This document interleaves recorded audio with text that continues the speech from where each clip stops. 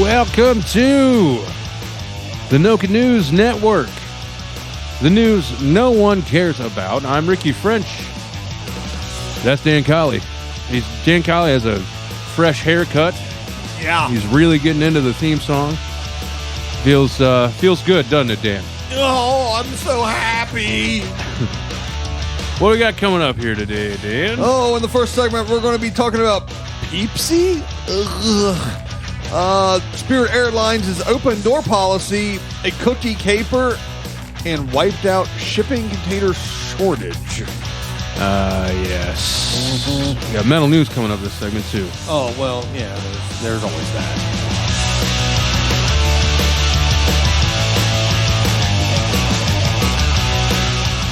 All right.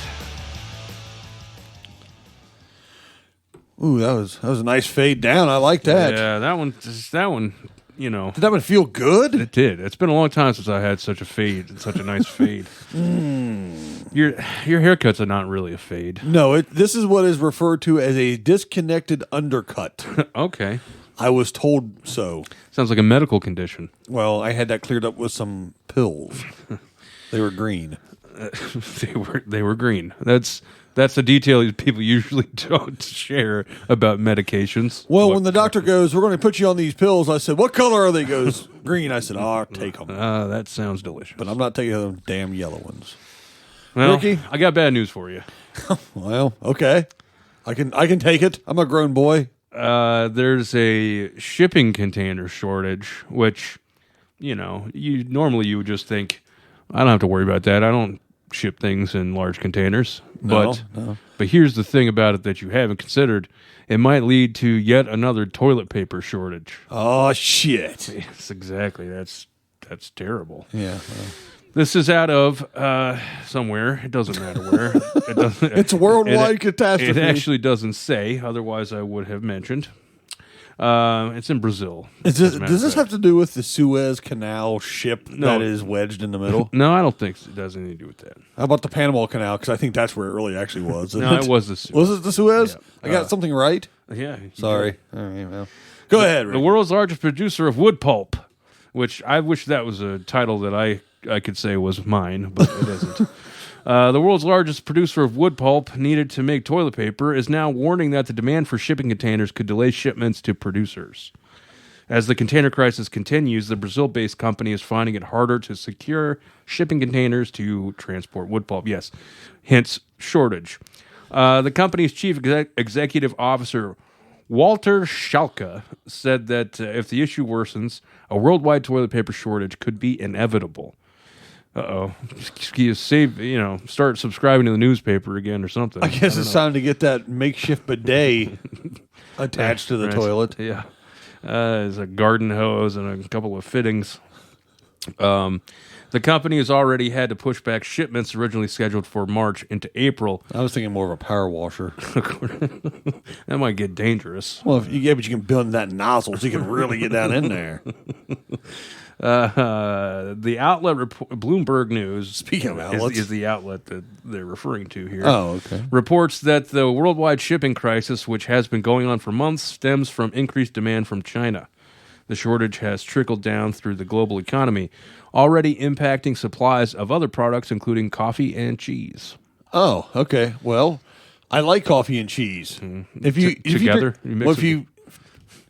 I'm thinking here, there's some connection between cheese, coffee, and toilet paper, and I'm trying to figure out this Venn diagram of coffee, cheese, and toilet paper and where they meet somewhere in the middle. Okay. If you regulate the intake of coffee and cheese. In the spring of 2020, as the pandemic hit the U.S., Eureka, I figured it out. Never mind, go ahead, I'm sorry. Retailers across the United States experienced shortages of products, including toilet paper, as panic oversupplies caused people to stockpile. Yeah, we were there. We know. You don't have to tell me. We were fine. We had a few rolls and we were good. Yeah, I mean, it wasn't that bad. It was kind of annoying to have to go to multiple places, but it was never out of it. No, I mean, we were good. The last April, Walmart CEO Doug McMillian, which sounds like Walmart's CEO. Yeah, that guy was aptly named, wasn't he? Yeah, or the McDonald's CEO. That's his next job. That guy's a McJerkoff. He told NBC News his company sold enough toilet paper in 5 days for every American to have a roll. So what's the problem then? Well, I think that was because it was a year ago was the problem. I guess everyone used it by now. You talk about a renewable product, though. You always will have to make more. You will always be able to sell more of it. Speaking of products that I hope they don't sell any of this crap. Ricky, spring is in the air and Easter's just a week and a half away. Well, it's a little closer than that now, but when this copy was written, it wasn't. Which means we are well past due for an insane new Peeps flavor. We are.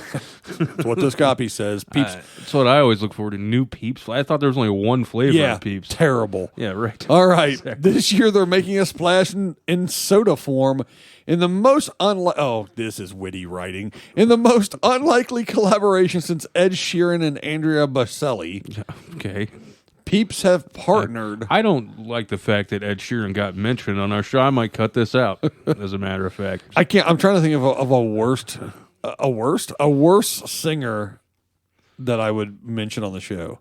I mean, we already talked about Nelson. Right. All right. So anyway, Peeps has partnered with Pepsi to create Marshmallow Cola. That sounds like the worst soda ever made. That sounds like the worst everything ever made. It will be coming in a 3-pack of cute little 7.5-ounce cans. Yeah. Because no one will drink the regular amount of this crap that they would put in a Pepsi can. 7.5 ounces too many. Yes.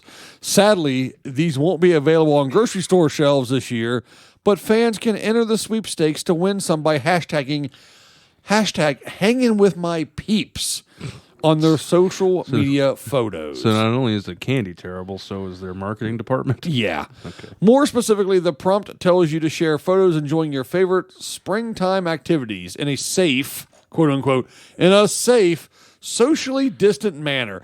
I'm going to be socially distant as a mother from these damned terrible peep idea things. You know what my favorite summertime activity is? Not eating Peeps? It's finding rock hard Peeps that nobody ate from Easter and finally throwing them in the trash. Have you ever put one in the microwave and watched it explode? Yeah. I've never done that. I haven't. I've seen it. I haven't done it. I want to, though. Fans can enter the sweepstakes starting Thursday for an undisclosed limited time.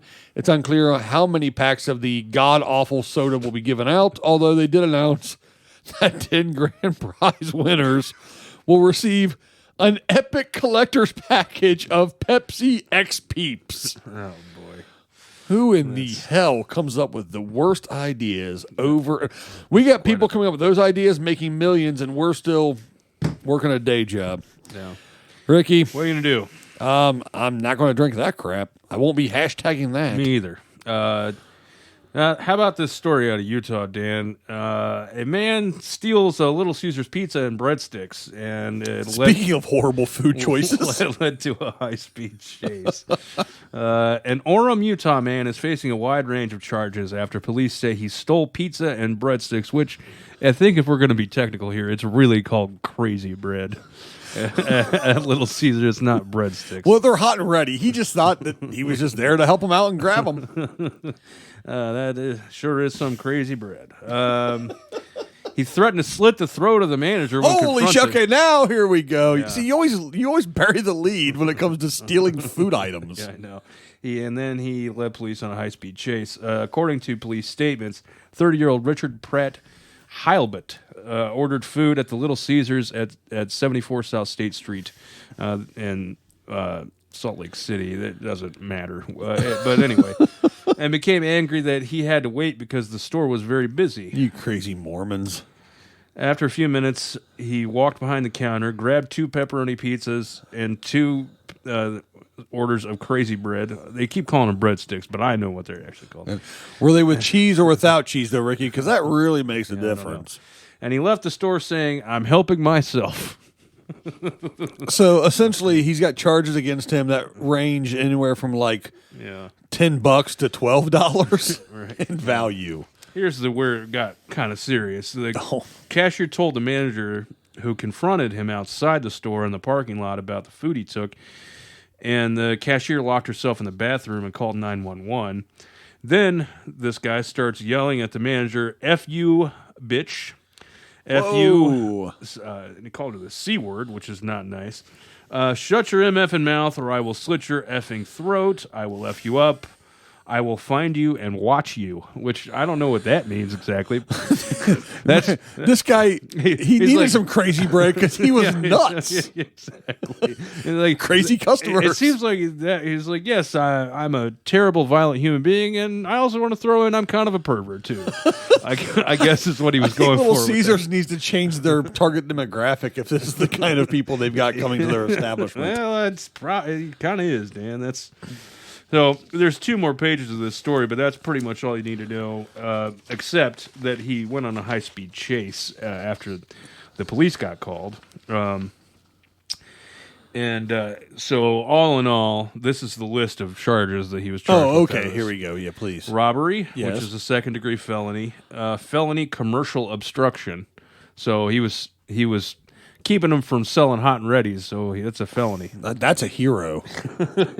Failure to stop at the command of police, which is also a 3rd-degree felony. Jeez, really? Possession of a controlled substance. Yeah, crazy bread. Misdemeanor. Yeah, you really got to watch how much of that stuff. Dipping sauce. 2 charges of reckless driving, threat of violence, driving with a measurable amount of a controlled substance. Use or possession of drug paraphernalia. The real big question is, what was Little Caesars charged with by selling that shit?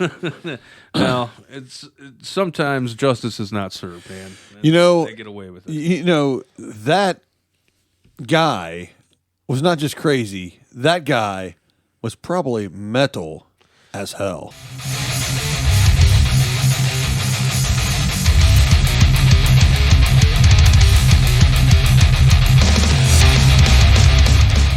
All right, Ricky. We're going, I've got reverb metal news. I figured this might add to the ambiance of metal news. Go for it. I've got a metal news stiffy. All right, folks.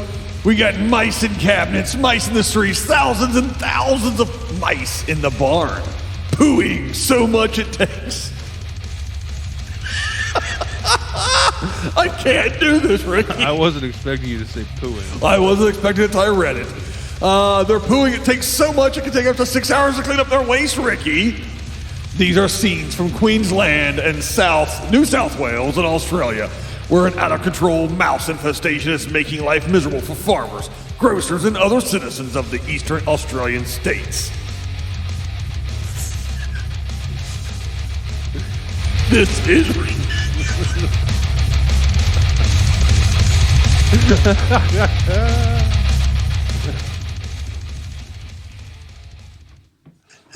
That was the best metal news yet, I think. And I think it all had to do with the reverb. It's a regular reverb. Damn it. All right. We're not going to have to do that every time. I had good copy here I was going to read still, but... It doesn't matter. Oh, anyway, mice are humping a lot and making a lot of mice attack Australia. Yeah. Oh, Jesus, I got nothing. Well, moving right along to Spirit Airlines, which the Greyhound of the Sky is what I like to call them. Spirit Airlines will charge you for anything. You want springs in your seat? $50. How much do they charge you extra for a pilot that's qualified? No, that's not available. So there's a Spirit Airlines flight, and they had to be diverted after a passenger tried to open the door. which that's happened before. But let's see. The service had departed from Cleveland. Oh, well, all right. There you It was go. destined for L.A. When the pilot made the decision to land in Denver, no one was injured. Spirit Airlines Flight 185 was diverted to Denver on the way to Los Angeles due to a passenger who appeared to attempt to open an exit door. I guess he decided he wanted to get off in Denver after all. Yeah. You know, I've changed my mind. I'll just get off here, please. I want to see the weird, creepy airport. Let Did me he hear. pull the little ting ting? You said it's the Greyhound of the skies. I assumed it had one of those. Yeah, might have. Maybe he was listening to the show and thought it was so bad he had to just jump out the window, the door. Law enforcement met the aircraft in Denver and took the passenger into custody. Quote, we thank the crew members and guests who assisted for handling this situation quickly. Some dude beat the shit out of this guy? That's sort of what that's implying. That's what I thought. The airline was also keen to stress that those on board were not in any real danger, as opening the emergency exit doors on an aircraft while it's in flight is impossible, quote unquote. I don't think they want anybody to test that theory. But I wouldn't, no. It's important to note that opening a door in flight is impossible due to air pressure inside the cabin, pinning the door against its frame with force stronger than any person could ever overcome, per the statement. I've seen some movies. I don't know. Movies wouldn't lie to me. It's not the first time a passenger has attempted to open doors mid-flight. A 26-year-old British woman was jailed for 2 years after trying to open the door of a passenger plane midair. And Chloe Haynes... She related to Corey? Haynes, yeah, she might have been, I don't know. Yeah, yes. She was found guilty at Chelmsford Crown Court for endangering the safety of an aircraft and assaulting a member. So, anyhow, it's happened before. People have tried to open the airplane doors. I don't know what they think they're going to do once the doors open. Told you they're going to jump, man. They're not mess with this. They didn't want to pay that $20 upcharge for that bag that they brought on with them. A Minnesota man is accused of stealing more than $1,200 worth of Girl Scout cookies, Ricky. What's that, like 6 boxes? Probably. All them Thin Mints. Joel Whitaker made his first court appearance on Monday. Police in Rochester say they got a grocery store alarm call late Saturday night. When they arrived, they say they found Whitaker driving away with 23 cases of cookies stuffed in the backseat and trunk of his car. Okay. He told officers he was dumpster diving and found the cookies in an unlocked loading dock. He saw him and he goes, I think I want to take some of these cookies home with me. He's like, there's a tag-along. I'm going to leave those. I happen to like the tag along, but that's personal taste. There you go. I'm a Anyway, they peanut also butter guy. Well, yeah. Oh, those are the peanut butter ones? Yeah. Oh, I'm sorry, tag-alongs. They also found 2 stolen license plates, bolt cutters, a small amount of heroin, and a used meth pipe.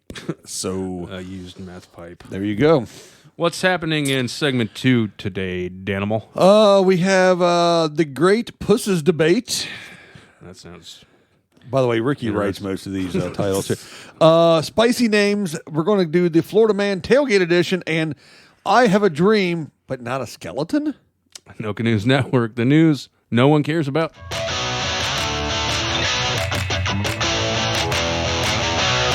Noka News Network.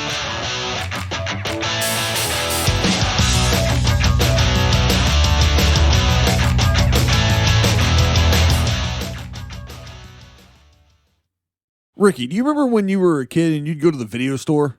Yeah, well, some of my fondest memories. Right. So I loved going to the video store as a kid too. So I got to tell you, me and my buddy Charlie, we've been doing a podcast about action movies from the video store era. That sounds like a lot of fun. Yeah. We're having a great time over there, Ricky. And every 2 weeks, we drop a new episode talking about the 80s and 90s action movies from when we were kids.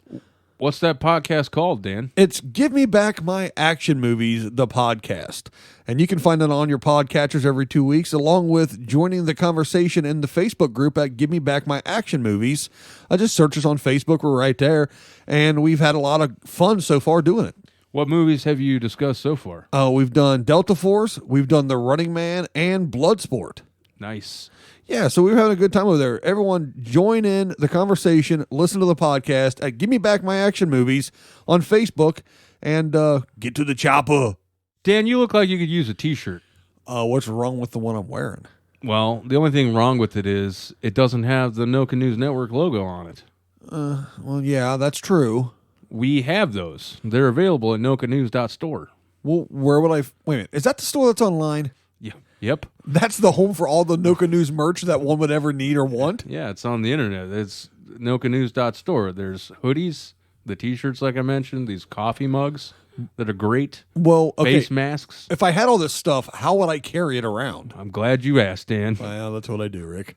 There's a tote bag on there, too. Whoa, a tote Yeah, you bag? put all that stuff right in there. And how?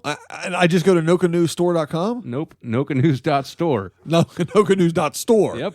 See, that's why I don't have that shirt. I didn't know where to go. Well, it's nokanews.store for all the Noka News merch. Oh, man. All right, hold on a minute. Nokanews.store. Nokanews.store for Noka News merch.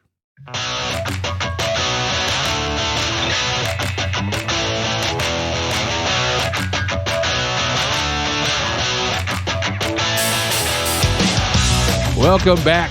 It's the Noka News Network, the news no one cares about. I'm Ricky French. That's Dan Colley. Dan Colley was just eating a very delicious-looking cinnamon roll. Yeah, good thing I didn't have to record a podcast afterwards, huh? I had one of those cinnamon rolls too. They are good. It's hard to resist. It's hard to resist reverb, Ricky. That's what it's hard to resist, my friend.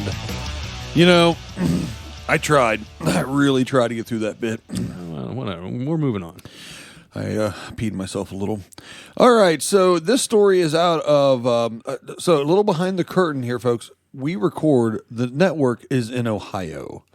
Yep. I know that no one really gives a shit, but this story comes out of Piqua, Ohio.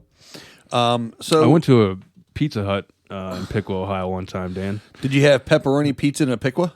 I think I had a personal pan pepperoni pizza. Did you drive a pickup to get a personal pepperoni pan pizza in Piqua? No, I drove a work van, but it might, Anyway, point is, weirdest Pizza Hut I've ever been to. Their choice of music was interesting. It was like all 70s country music for some reason, which I've never heard in a Pizza Hut before. Well, it's Piqua. Yeah, right. So those of you who don't know where Piqua is, look it up on the map real quick when you listen to the story, and this will kind of make a little more sense, I think. It's John Williams' "Love Me Tonight" was on. I was going to sing it, but I know we can't. We'll have to pay it down. He's dead. Somebody still owns the publishing rights to it. So now we got to fight Nelson and Don McLean's estate.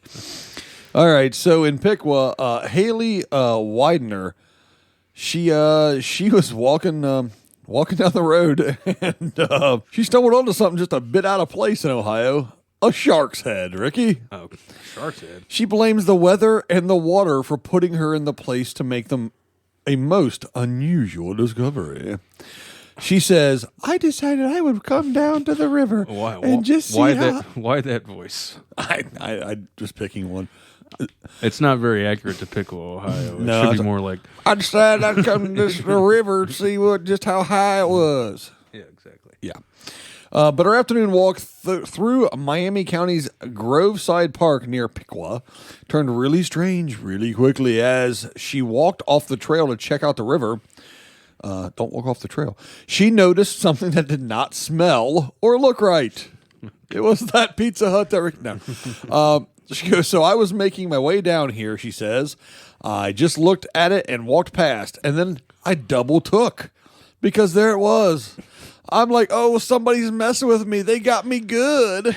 But yeah, you know that old prank where you decapit, you catch a shark, transport it all the way inland, cut its head off, yeah, let it rot, and then put it by the river for somebody to find. Yeah, that classic gag. Well, she tried poking it with her foot, she says. That was a bad idea. She says, rubber and just body. Ugh, not good. She said the smell just kind of brushed over me. She was quoted as saying, rubber and just body, ugh, not good. I don't know what any of that. I don't know what the hell that meant. Go ahead. She called wildlife officials. There's no way this is a normal thing to see, she says. The wildlife officials told her somebody must have brought it up from Florida and dumped the apparent shark head. Well, I wouldn't put it past somebody from Florida. She goes on to saying the most honest thing that I've ever expected. Florida, it's understandable. So some jackass brought a shark head up here and cut it off and left it by the river because like it's going to respawn into another shark in the water. That or something. prankster. So this one's also about sea creatures, Dan. Excellent. Sleeping octopuses may have dreams, but they're probably brief. Just so you know, they don't have long dreams. Octopuses have alternating periods of quiet and active sleep that make their rest similar to that of mammals, despite being separated by more than 500 million years of evolution. Okay, I have two questions to start off with. A, who is the person that put the electrodes on the octopus head so they could get the REM sleep meter? I don't know. And are they Olive Gardens? What, Olive Garden? No, are all the dreams of gardens? Oh, okay. Now I get it. It was as bad as the song. No, it wasn't. During the active periods of sleep, octopus's skin color changes and their bodies twitch, according to a report in the journal Science. Me too. And they might even have short dreams. If they're dreaming, they're dreaming for up to a minute, says Siddhartha Ribeiro, a neuroscientist at the Brain Institute of the Federal University of Rio Grande do Norte in Brazil. Good to know all that good toilet paper pulp money is going to use in Brazil, huh? Right, yes. It's been clear for a while that octopuses can change color as they sleep. Videos of this have even gone viral. That's what I like to do, is sit around and watch riveting videos of octopuses changing colors. And twitching. Those researchers did not check to see if the creatures in that state would respond to something like prey, says Ribeiro, which left open the possibility that the animals were actually in a state of quiet alertness. So, anyway, it looks like octopuses might dream. Well, Ricky, that's you want to keep talking about octopuses? I guess. All right, because octopuses is the right way to say it, evidently. Yeah. So this story's a couple years old, actually, but we were talking about the octopus story, so we looked this up. Well, really, I was wondering. I was reading this copy, and it said octopuses a million times, and I was like, that doesn't sound right. So, Right. Well, we always thought it was octopi. Of course. Grammatically speaking, the plural for octopus is octopuses, as the Merriam-Webster dictionary points out. People use three different terms, however: octopi, octopuses, and octopodes. Octopod? Octopodes. P-O-D-E-S, octopodes. That just sounds dumb. While octopi has become popular in modern usage, it's wrong. The letter I as a suffix to indicate a plural noun only applies to words with Latin roots like cacti for more than one cactus. But octopus is derived from the Greek. So the proper pluralization in this case would be odes, O-D-E-S, if it was ever used. However, this particular word happens to employ a classic English formulation, and affixing a simple es at the end of octopus will do, according to grammar experts. I'm glad I didn't go into that profession. Grammar expert? Yes. It also goes on to say here in the story that word nerds, I tell you what, if my daughter ever brings home a fine gentleman and goes, Daddy, here's the man I love, he's a word nerd. You're just going to point to the door and say, get out? I'm going to kick him in his word nuts. He would prefer octopi. Word nerds who prefer octopi love to correct those who use octopuses. I know this from experience because I read a lot of stories. This person goes on to say. So yeah, Ricky, so it's actually pusses, not pie. Well, Who would have thunk it? learned something new. Yeah. Word nerds win again. I know. Well, let's make the word nerds even happier. This comes from the Fox 13 News, and I don't know what city that's in, but here it is. Who cares? The English language continuously evolves. Dictionaries will issue updates to include new words. Remember when I did the new German words, right? I do, yeah. Who could forget? So I tried to. Yeah. one online source, dictionary.com, is raising eyebrows with its latest update, adding 600 new words for 2021. Among them are supposedly, which I use. Yeah, I'm glad they added that one. Yeah, now I'm right. So now you can shut up, Ricky. They're also going to add doom scrolling and finna. They finna getting around to adding finna. Yeah, I got you. The site defines supposedly as an adverb meaning as many as assumed, imagined, or supposed. The word is often heard in South Florida, where locals have long used supposedly in lieu of supposedly. I don't really know that I don't really know that it's the right approach to just start saying things are correct just because people feel like it. Yeah, you know what I mean. We know you're a dumbass and you can't say that word correctly, so we're going to make it right for you. This one goes on to saying, according to dictionary.com, finna is a phonetic spelling representing the African-American vernacular English variant of fixing to. Doom scrolling, which became popular in 2020 amid the COVID-19 pandemic, is defined as the practice of obsessively checking online news for updates, especially on social media feeds, with the expectation that the news will be bad. Maybe you should have done the metal news story about doom scrolling. That sounds pretty good. Don't you hit that dial. Don't you do it.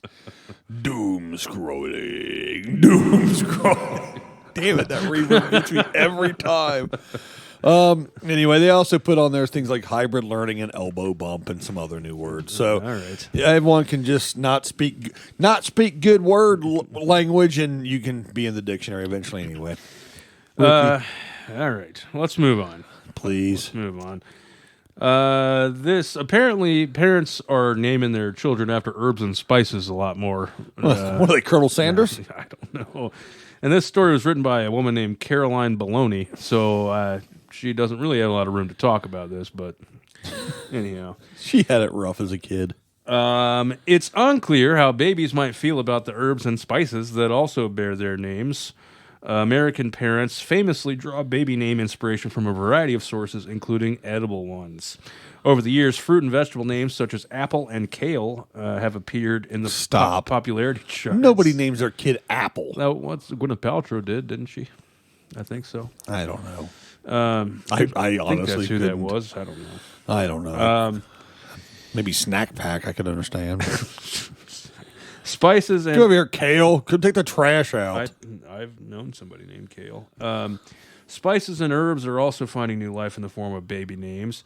Think classics like ginger and rosemary, as well as more obscure picks like cayenne and anise. Anise is a terrible name for a child. There ain't no damn way someone's naming their kid Anise. That's not nice to do. You know what, honey? I'm going to really hate our child. Let's name him Anise. Hi, what's your name? Anise? Come here, Anise Simpson. Excuse me. So I have a list here. Oh, good. I love lists. We love lists here at Noka. So there in 2019, this is children that were born in 2019. Yeah, it always takes a couple years to get these lists. In the United States, there were 10 girls named Anise, which is terrible for them. I'm so sorry. What are their middle names? It's got to be what they go by. Yeah, I don't know. So then, let's see. There's also in 2019, Basil or Basil, which is used in the UK. Yeah, that's a UK name. That's fine. 71 boys and 28 girls. Thyme, spelled, like the herb. Okay, I can kind of get that. 6 boys. 26 girls named Saffron. Okay. Sage, there's 666 boys and 1,164. There's 600 boys named Sage? Yes. Sage Rosenfels used to be the backup quarterback for the Minnesota Vikings. How in the hell do you know anything about football? I don't know. All right. I like it. What do you mean? You don't watch football. Yes, I do. When's the last time you watched a football game? Don't say the big game. I think the Super Bowl was the last one because it was the last one. You can't say they're going to sue us. Now that's 3 people coming after us. Yeah, that's true. Ginger. Okay, yeah, sure. That's fine. That one's normal. Okay. Yeah, pepper. Okay, that's now I'm going to say that one. I'm going to claim that one because of Iron Man. Right. Rosemary. Okay, well, we had Rosemary Clooney growing up as a kid. Yeah, right. Sure. There's 10 girls named Cayenne. Well, they're all strippers. Okay, go ahead. 6 girls named Clove. 60 boys named Mace. Mace. Okay, yeah.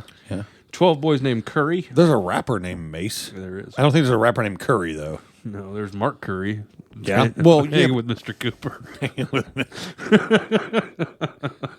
Let's see. Poppy, lavender, jasmine. Jasmine has been used a lot. Sure. Poppy. Yeah. Bay. BAE? No, BAY. Okay, all right. Old Bay? So when they get old, they're all Old Bay, right? And one of the worst ones is yarrow, as in yarrow root. And there's 6 girls unfortunate enough to be named that. Oh man. Honey, when you're listening, we have to have another kid so I can name him Turnip.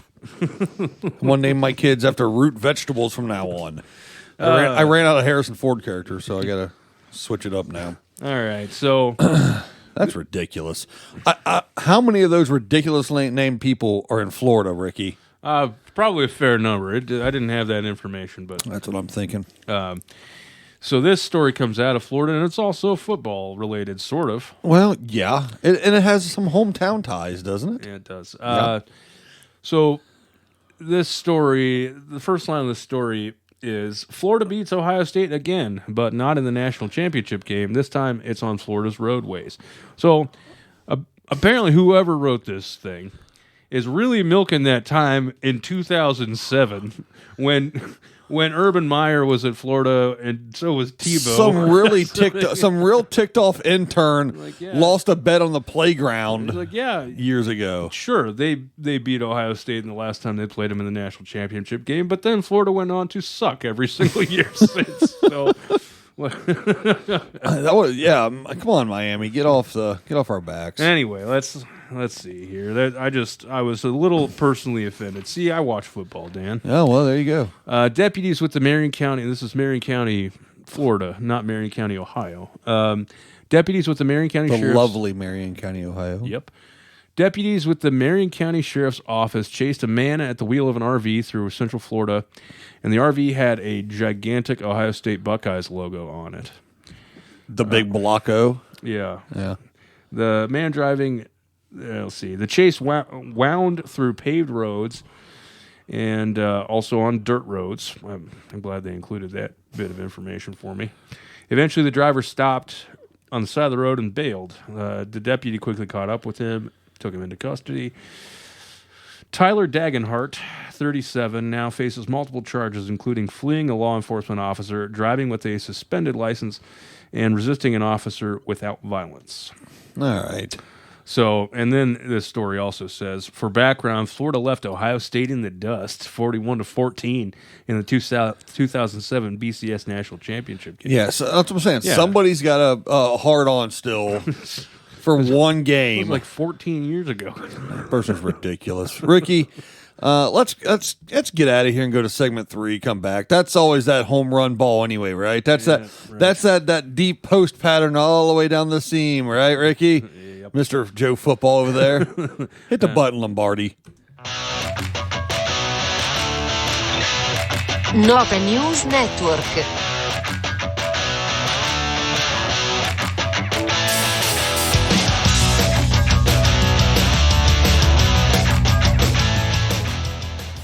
Are you into model trains? Well, I'm not, but if you are, I've got a great suggestion, and that's Scale Sound Systems. Scale Sound Systems offers aftermarket drop-in speaker systems, LED conversion kits, decoders, parts, and installation services for model trains. Scale Sound Systems is an authorized ESU, Soundtracks, and TCS dealer, and offers the best-sounding HODCC speaker systems on the market. Find Scale Sound Systems on Facebook, visit YouTube for demonstration and installation videos, and visit them at scalesoundsystems.com to shop and for other great information. scalesoundsystems.com. Long ago, when men roamed the earth wearing nothing but loincloths, things were dangerous. Things were cool and chilly, and things were also very uncomfortable, Ricky. Why is it we can't do a minute-long commercial without you being a moron? I was only a moron for like 20 seconds of that. You do, I have to admit, you do make a good point, though. NokaNews.store is the place to get all the Noka News merch that you could want. There's t-shirts, hoodies, mugs, face masks, tote bags. It's all there at NokaNews.store. So if I wanted to wear a Noka News t-shirt, yes, and then a Noka News hoodie, yes, I could do that? Yeah, I don't care what you wear. Oh. But you did give me a weird look when I came in with this loincloth on. I mean, let's be honest here. Yeah, well, I've just come to expect it from you.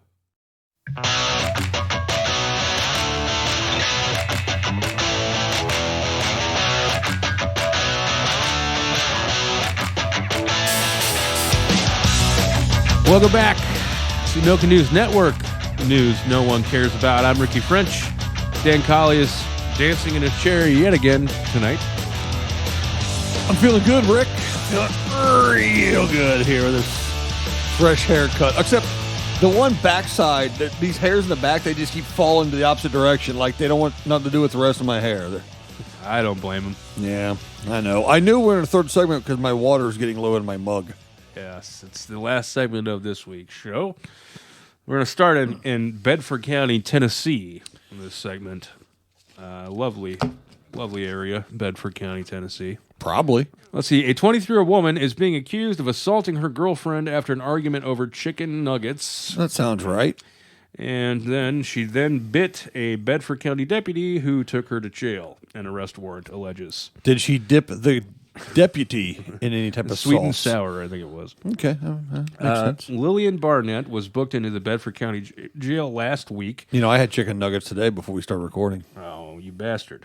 I'd like some chicken nuggets. Well, they're Wendy's. Okay, well, I'll take them. She was jailed on multiple charges, including aggravated assault on an officer, domestic assault, and disorderly conduct. Are you getting aggravated with this episode? I'm getting aggravated that I didn't get any chicken nuggets. Well. A warrant alleges she assaulted her girlfriend on March 18th during an argument on Fay Creek Road, which she told detectives, quote, started over chicken nuggets, but she did not elaborate. Well, that's what I want to know. That's what I want to know, too. Yeah. They placed her in the back of the patrol car, but the deputy said she screamed and attempted to kick out the window while continuously hitting the window with her head. Because she wanted the rest of her nuggets. No damage done there, I don't think. The warrant states Barnett bit a deputy on the right arm as he walked her to a cell at the Bedford County Jail. So she was still hungry, apparently. Let's be honest, too. If you get, let's say, 10 nuggets, and you eat 7 nuggets, you may not be hungry anymore, but you're going to eat the other 3 nuggets, right? Of course you are. You're not going to leave a nugget sitting in a box or No. 2 nuggets. What are you going to do with that?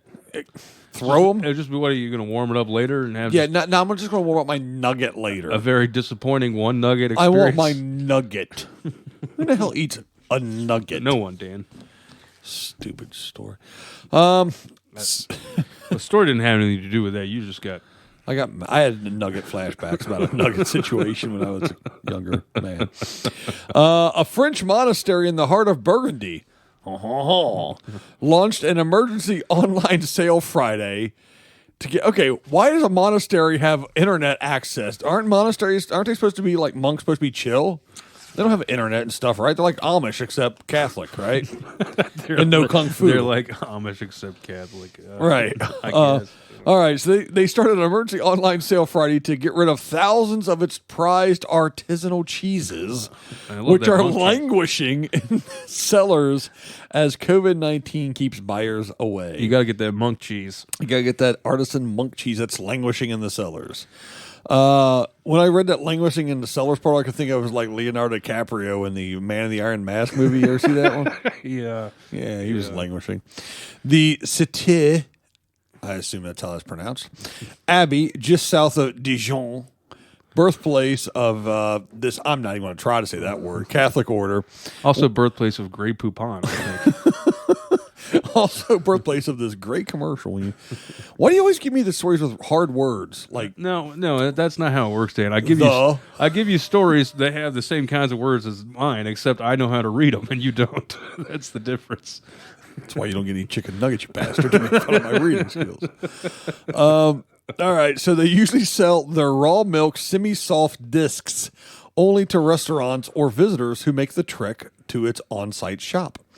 But a drop in demand since the coronavirus crises erupted last year has left the Abbey's 19 Trappist monks, is that like trap rappers? I don't think so. Okay. With 4,000 cheeses too many, the equivalent of 2.8 tons. That's a lot of cheese. That's a shitload of cheese. Let's see. Oh, this is great. Quote, we've tried expanding our 35 cast. Is that a French accent? No, that was just sort of sounded like angry.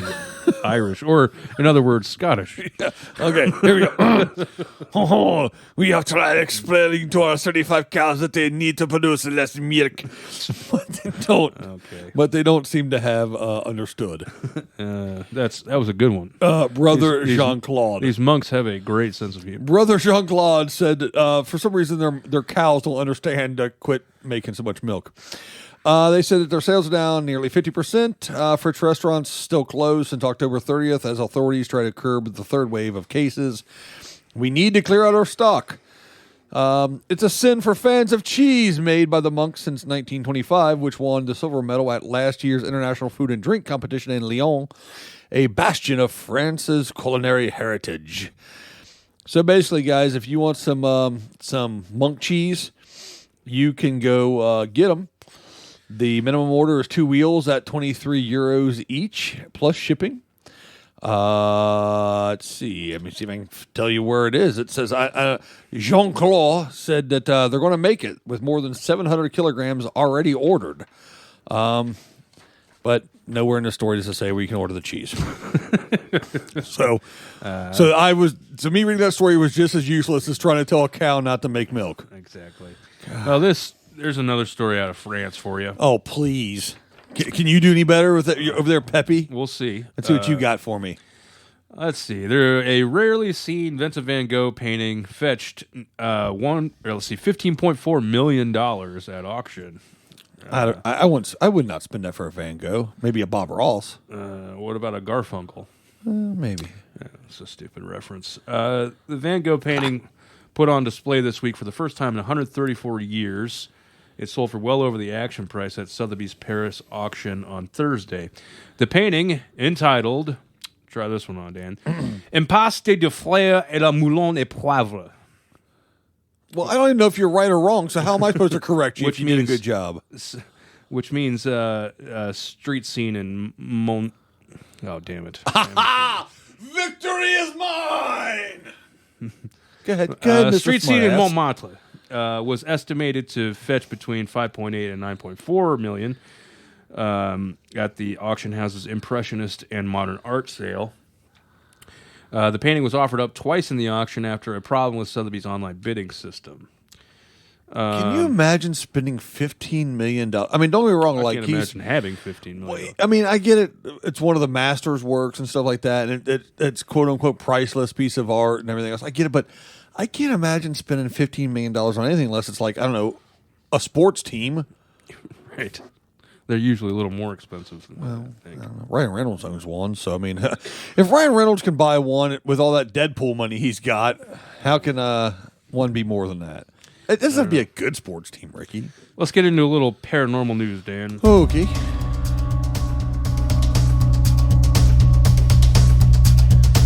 All right. U.S. military pilots and satellites have recorded, quote, a lot more sightings of unidentified flying objects or UFOs than have been made public, Donald Trump's former intelligence director, John Ratcliffe, said. Well, there's a shocker. Yes. Asked on Fox News about a forthcoming government report on unidentified aerial phenomena, Ratcliffe said the report would document previously unknown sightings from, quote, all over the world. Frankly, there are a lot more sightings than have been made public, he said. Some of those have been declassified, and when we talk about sightings, we're talking about objects that have been seen by Navy or Air Force pilots or have been picked up by a satellite imagery that frankly engage in actions that are difficult to explain, movements that are hard to replicate that we don't have the technology for, or traveling at speeds that exceed the sound barrier without a sonic boom. He went on to say, I actually wanted to get this information out and declassify it before I left office, but we weren't able to get it down into an unclassified format fast enough. So that on one hand, there was a bill that Congress passed that said the Pentagon had to report this UFO program that they have. Well, is that? I wonder if that. I mean, as much as I made fun of like Space Force and other people did, I wonder if maybe there's some sense of legitimacy for the push for Space Force because I mean, obviously the government knows more than we do. Right. Maybe that's why they pushed for it. Well, I have a follow-up to that. Oh, okay. Here we go. See, I'm clairvoyant, I guess. So, do that in paranormal so news. this report is supposed to be out on June 1st, but just the other day, this story came out. U.S. intelligence agencies might not be able to deliver on the report on UFO sightings by the deadline Senator Marco Rubio has suggested. With less than 3 months left before the deadline, the pressure is mounting for the Pentagon as well as other intelligence agencies to submit an unclassified report about UAPs, that's unidentified aerial phenomena. However, Rubio said... UFO wasn't good enough, they had to come up with a new one? Yeah. Rubio said in an interview with Fox Business that he's not sure they're going to come in on time. So basically what's going on here is they're finally disclosing some of this stuff, and then, you know, they're finding ways to get around having to, like usual. Well, like I said, it makes me wonder if because of some of this news, maybe administration members decided to go ahead and try to make the Space Force thing so that it was somewhat of a take your mind off of the legitimacies of it, but then again, there was some legitimacies behind the creation of it or something even. I mean, Yeah. That's all yet to be seen, but, you know. Well, all I know is that you and I will be proud members of the defending Space Force once we graduate from Space Camp. Exactly. Well, I may have joined the military when I was young if there had been a Space Force back then. You know, Phoenix was in Joaquin Phoenix was in that Space Camp movie. Anyway, in California, Ricky, let's go to California. Okay. A California When couple. are we leaving? Get on the plane, but it's Spirit. Sorry. A California couple got more than they bargained for when they discovered a pest. You know, we'd go to California. People wanted to pay to like see a live version of this, or Yeah, they don't. Go ahead. no. The California couple got more than they bargained for when they discovered a pest in their new home. Ricky, you had a pest when I got here to the it was studio. a yellow jacket or something. Some form of stinging insect. It was not a murder hornet. I know. It's like they heard the slanderous lies from last week and showed up. No, the pest was the former owner of the home refusing to give up the keys and leave, and he got away with it. He was getting away with it because of the coronavirus loophole. So these people, they bought a house from the Yes, guy, and yes. he's just like, nope, not moving. Well, here's a couple kicks in the sack, Rick. Back on January 31st, this a-hole decided he wanted to sell this house, and these nice folks, Tracy and Miles Albert, decided it was a dream home. It was a beautiful 4-bedroom home in Riverside. You know Riverside, beautiful. Yeah, lovely. It's Lovely. right next to the river. They put on the money. Alongside it. Well, yeah, to the side, obviously. This dude wanted to sell the house. Let's see here. Here's the real estate agent. Chris Taylor was his name. He said the owner needed just over $500,000. Yeah, it's a pricey house. Demanded Well, it. not really in Southern California, but probably. it is for us. I mean, we have Aldi's water. They demanded it on a Sunday, which meant they needed a cash buyer. So Miles is quoted as saying, "It took us scrambling to get everything we had, our life savings, put it in together, and a hard money loan on top of it to make it happen. We own the house outright. That's our house, and it's all in contract, written, legal, done." But this guy's not moving out. You got a hold of the authorities, and this is here's the reason I'm reading this. A local eviction attorney said this situation is not unheard of, with at least 7 cases of quote unquote this exact type of thing happening. Real technical. Yeah. This kind of thing. The frustrated husband says that when he contacted law enforcement, they told him, if you were in Arizona, if you were in Nevada, this wouldn't be a problem. You would just go over there, take your house back. But in California, like, man, our hands are tied. Even though we're on your side, there's nothing we can do. Yeah, man. And They literally said our hands are, like in California, our hands are tied. our hands are like tied, man. Man, I don't know what I can do for you, bro. Do anything about it. Man. Hey, man, you got any weed? You got any medicated gummies? So So these people Surfer. bought a house and this jackhole's living there. And apparently, the sheriff's office employs a bunch of surfer dudes or something. I guess. Officer Bodie and Sheriff Spadolsky from Fast Times at Ridgemont High. Spicoli, that's it. Sheriff Spicoli said he couldn't help him, bro. And he rolled out of his van with a big puff of smoke. Speaking of surfers. Oh, there you go. One of them rescued a man and his dog from choppy Lake Superior. Wait a minute. I've never known anybody to surf Lake Superior. Who the fuck surfs in Lake Superior? Gordon Lightfoot?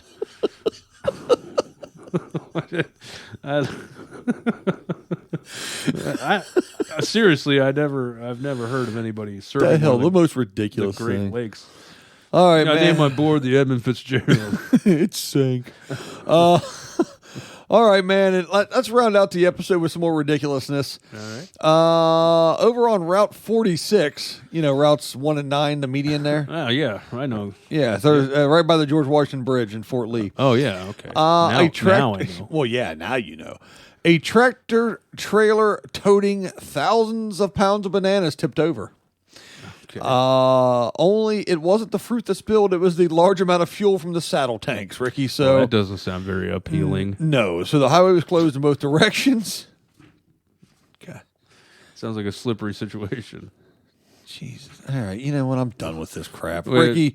Do the closing stuff. How does it feel, Dan? How does it feel to have somebody say a bunch of dumb shit to you while you're trying to do a podcast? I don't like it. All right. Hey, check this out, too, right? Uh-huh. Everyone, check out the nokanews.store to get all your Noka News merch. You finally got it right. Huh? I wrote it down. You can also email us at newsroom@nokanews.com. Ricky, what else you got? Well, that was it. Really, we had a pretty good time this week. We are ticking and talking now, I see. Yeah, we're on TikTok, I guess, now, for some reason. And, hell if I know why. Search Noka News on TikTok. We just missed that Periscope bit, didn't we? Yeah, Periscope. I was getting our Friendster all set up, and I figured I'd go ahead and throw a TikTok account together, too. Might as well. Who's getting our top 5 spaces on MySpace? Wasn't it top 8? I don't know, man. Yeah, it was top 8. Yeah, so if you guys odd number. So when you guys get your new free AOL disc, pop it in there. Check out our websites. Yep. All right, so you of course Spotify and Podbean and Apple News and a lot of the other podcatchers you can find us. Obviously, we're still working on trying to get Apple to. I hate Apple so much. It's coming. The show's coming to Apple. Yeah, we're working on it. We're both arguing with Apple people daily. Check us out there. Obviously, you can already find us because you're listening to us, right. Or you're just in case you prefer, or you're on YouTube watching cat videos, or an image in the background listening to us. That's cool. Yeah, we got that now too. So anyway, if you happen to be on YouTube looking at those weird things that did the Quiznos commercial, I don't know. It doesn't matter. What the hell are you babbling about? I'm cutting all this out. It doesn't matter. Hey, everyone. Thanks for listening to us. I appreciate you. I'm Dan. I'm Ricky. And that was the nose that nobody cares about. Noka News Network. We'll be back next week. Yeah, maybe. Noka News Network.